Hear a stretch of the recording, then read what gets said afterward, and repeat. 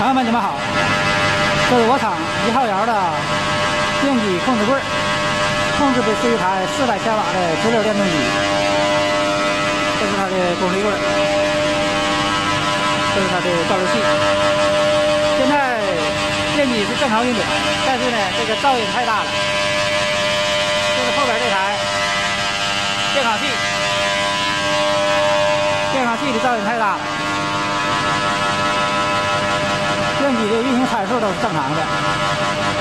2号窑发生这种情况的时候，把这个电烤器换了一台，就没有噪音了。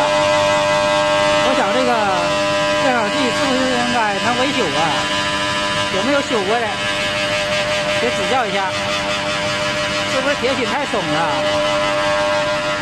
这个1号窑停产之后，这个问题必须得要处理一下了。抖音。